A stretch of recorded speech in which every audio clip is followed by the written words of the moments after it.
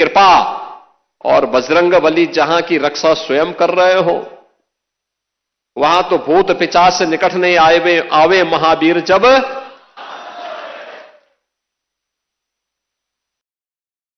हनुमानगढ़ी में भगवान यानी हनुमान जी महाराज स्वयं विराजमान है। कैसे कोई आतंकी यहां घुस जाता, जैसे ही उन्होंने दुस्साहस किया था 2005 में, याद करिए कैसे पीएसी के जवानों ने ठक ठक ठक ठक करके वहीं पे उनको मार गिराया। अयोध्या तो संदेश देती है और उसी संदेश को आगे बढ़ाने के लिए अब आप देखते होंगे देश और दुनिया का कोई भी ऐसा श्रद्धालु नहीं, सनातन धर्मावलंबी नहीं, जो अब अयोध्या आकर के दर्शन करके अभिभूत न होता हो। 1 लाख एवरेज अगर हम लोग देखें पिछले 5 वर्ष के अंदर 45 करोड़ से अधिक श्रद्धालु अयोध्या धाम में आया है। जहां पर पहले कुछ लाखों में लोग आते थे। याद करिए 17 के पहले न बिजली थी, न पानी थी, न स्वच्छता थी, न सड़क थी, न कनेक्टिविटी थी, कोई सुविधा नहीं थी, सुरक्षा की भी व्यवस्था नहीं थी, और कोई जय श्री राम बोलता था तो उस पर लाठी जरूर पड़ जाते थे, गिरफ्तारियां हो जाती थी। आज तो आप देश में जाइए, राम राम बोलिए, जय श्री राम बोलिए, और अब तो भारत सरकार की योजना भी जी राम जी के नाम पर ही आ गई है, जो रोजगार की सबसे बड़ी स्कीम बनने जा रही है। कोई भी बेरोजगार व्यक्ति जब आएगा और कहेगा कि मुझे रोजगार चाहिए अपनी ग्राम पंचायत में, साल में 125 दिन का रोजगार की गारंटी उसको उसके गांव में मिल जाएगी, तो जी राम जी हो गया। बहनों और भाइयों, अयोध्या आज दुनिया की पहली सोलर सिटी, भारत की पहली सोलर सिटी के रूप में अयोध्या आ गई है। सूर्यवंश की राजधानी, पहली सोलर सिटी। अयोध्या में अंतर्राष्ट्रीय एयरपोर्ट महर्षि वाल्मीकि के नाम पर। रेलवे की डबल लाइन के साथ अयोध्या नाम जुड़ गया है। बेहतरीन कनेक्टिविटी अयोध्या का, लखनऊ से, गोरखपुर से, प्रयागराज से, काशी से, हर ओर से। अब अयोध्या में क्या नहीं है। जिस अयोध्या में सिंगल लेन की सड़कें थी, आज चारों ओर से 4 लेन की सड़कें। और कोई भी श्रद्धालु आता है, किसी भी सीजन में आए, आराम से दर्शन करता है, अभिभूत होकर के, मस्त होकर के फिर जाता है, अभिभूत होता है। और हमारी पीढ़ी सचमुच सौभाग्यशाली है। कई पीढ़ियां, 500 वर्षों के इतिहास को जब हम देखते हैं, 500 वर्षों के इतिहास को जब हम देखते हैं, याद करिए 1526 से लेकर के 1528 से लेकर के 1992 तक, और 1992 से लेकर के उसके उपरांत भी अयोध्या में हर 20-25 वर्ष के अंदर कोई ना कोई बड़ा संघर्ष राम भक्त करता था राम मंदिर को वापस लेने के लिए। लगातार संघर्ष करता रहा, कभी बैठा नहीं, रुका नहीं, झुका नहीं। उसने सत्ता की परवाह नहीं की, उसने दमन की परवाह नहीं की, उसने गोलियों और लाठियों की परवाह नहीं की। वो लड़ता रहा और उस संघर्ष का परिणाम हमारे सामने था। और यह आंदोलन सफलता की नई ऊंचाइयों तक तब पहुंचा जब राष्ट्रीय स्वयंसेवक संघ ने नेतृत्व दिया। पूरे पूज्य संतों को एक मंच पर लाने में, श्रद्धेय अशोक सिंघल जी ने एक मंच पर लाने में सफलता प्राप्त की। एकदम गुलामी का कलंक मिटा और भव्य राम मंदिर का मार्ग प्रशस्त होता हुआ दिखाई दिया। बहनों और भाइयों, आज उसी प्राण प्रतिष्ठा के 2 वर्ष पूर्ण होने के उपलक्ष्य में आज का इस समारोह यहां पर आयोजित हो रहा है। अयोध्या की इस दिव्यता को, इस भव्यता को अनंत काल तक बनाए रखने के लिए हम सबको, हर सनातन धर्मावलंबी को आगे बढ़ना पड़ेगा। एक साथ अपने जीवन का हिस्सा इसको बनाना पड़ेगा। यात्रा की विराम नहीं, ये नई यात्रा की शुरुआत है। विरासत पर गौरव की अनुभूति करते हुए विकास के नित नए प्रतिमान को स्थापित करना, और इसी के लिए प्रधानमंत्री जी ने हर भारतवासियों के सामने विकसित भारत की एक संकल्पना दी है। यह देश अब आजादी के 100 वर्ष पूरा करेगा। हर भारतवासी के सामने एक संकल्प होना चाहिए, और वो संकल्प होना चाहिए हमें अपनी विरासत का संरक्षण करते हुए अपने स्तर पर जिस क्षेत्र में हम हैं, जिस फील्ड में हम काम कर रहे हैं, वहां उत्कृष्टतम कार्य करके दिखाना है। अपने देश के लिए, सनातन धर्म की ध्वजा पताका को ऊपर उठाने के लिए हम सबको मिलकर के सामूहिक प्रयास को आगे बढ़ाना पड़ेगा, और यही प्रयास भारत को दुनिया की एक बड़ी ताकत के रूप में स्थापित करेगा। प्राण प्रतिष्ठा द्वादशी के अवसर पर मैं एक बार फिर से सभी राम भक्तों को बधाई देता हूं।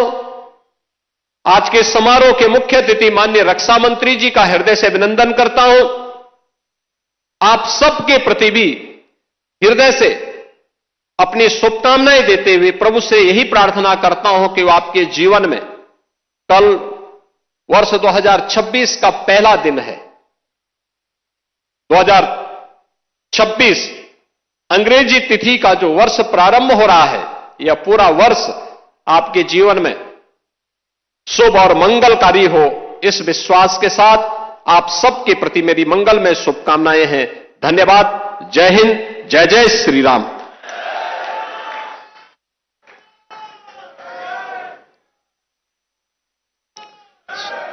श्री राम जन्मभूमि तीर्थ क्षेत्र के निवेदन को स्वीकार करते हुए प्रतिष्ठा द्वादशी के शुभ संदर्भ में यहां आकर पूजन, उसके बाद मां अन्नपूर्णा का मंदिर का शिखर ध्वजारोहण किए हुए माननीय श्री रक्षा मंत्री जी को निवेदन प्रदान करें।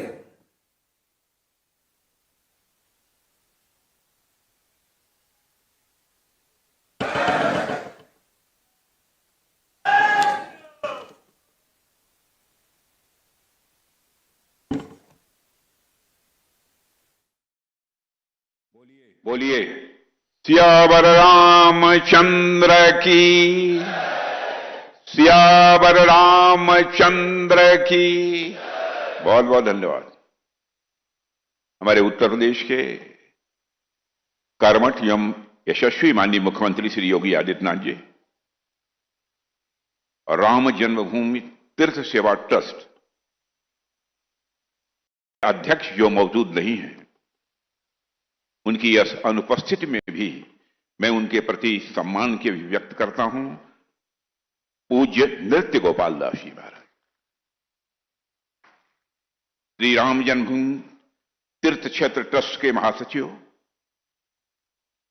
आदरणीय चंपत राय जी, श्री राम मंदिर निर्माण समिति के अध्यक्ष श्री नृपेंद्र जी मिश्र, श्री राम जन्मभूमि तीर्थ क्षेत्र ट्रस्ट के सदस्य डॉक्टर अनिल जी मिश्र, श्री देवेंद्र दास जी,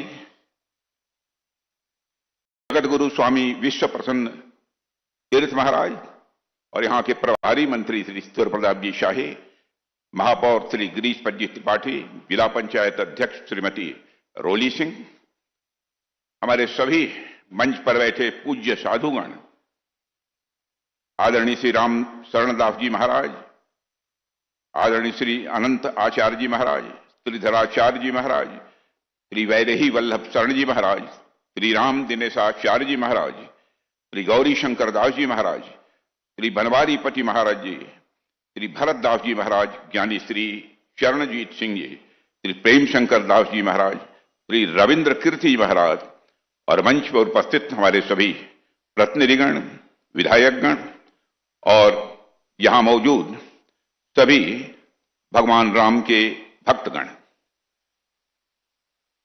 सबसे पहले तो मैं आभार व्यक्त करना चाहता हूं श्री चंपत राय जी के प्रति। इस परिसर में जो निर्माण कार्य चल रहा है, इस निर्माण कार्य के बारे में उन्होंने बहुत ही विस्तृत जानकारी दी है।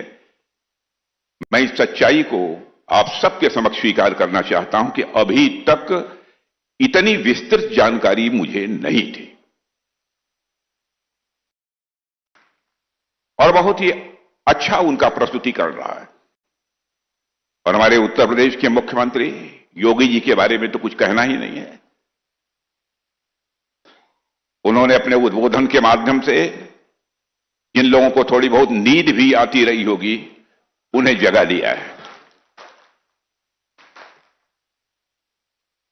देवियों और सज्जनों, आज प्रतिष्ठा द्वादशी के इस पुनीत अवसर पर आप सभी पूज्य संतों, पूज्य मनीषियों और भगवान श्री राम के हृदय में निवास करने वाले अवधवासियों तथा मेरे देश के समस्त नागरिकों को भारत के धार्मिक पुनरुत्थान के केंद्र श्री अयोध्या धाम से मेरा सादर जय श्री राम।